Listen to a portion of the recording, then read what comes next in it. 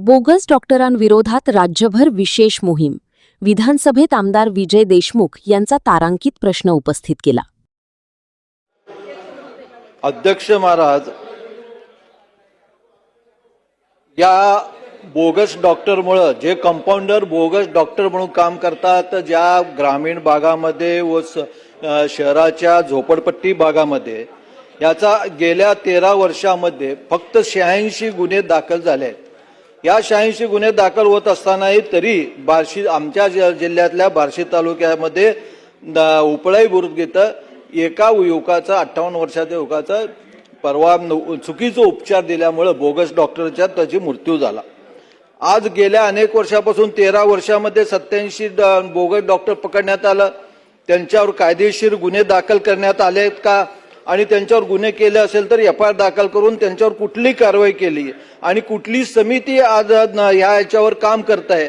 या ज्या समिती ज्या या बोगस डॉक्टर पकडण्यासाठी नेमलेले आहेत, या सगळ्या त्याच्यावर लोकप्रतिनिधीचा समावेश असण्याची गरज आहे.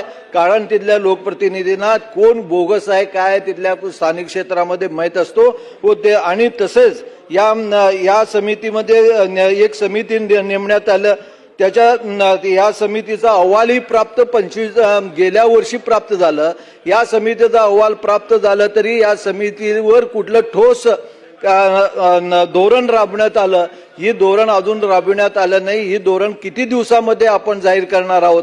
आणि या बोगस डॉक्टरापासून होणाऱ्या या लोकांना चुकीचं जे आजपर्यंत जे उपचार मिळतोय, आणि काही डॉक्टर लोक या उपचारामध्ये लहान सहान शस्त्रक्रियाही करतात, आणि ह्या सगळ्या गोष्टी कधी थांबणार आहेत. आणि लोकांचे ज्या गेल्या अनेक वर्षापासून लोकांचं ज्या बोगस डॉक्टरामुळे ज्या असं मृत्यू प्राप्त होतो, या सगळ्या कधी थांबणार आहेत हे मंत्र्यांनी आम्हाला उत्तर द्यावं. राज्यात वाढत असलेल्या बोगस डॉक्टरांच्या प्रश्नावर आमदार विजय देशमुख यांनी विधानसभेत तारांकित प्रश्न उपस्थित केला. यावर उत्तर देताना वैद्यकीय शिक्षण मंत्री हसन मुश्रीफ यांनी राज्यभर बोगस डॉक्टरांविरोधात विशेष मोहीम राबवण्यात येत असल्याची माहिती दिली.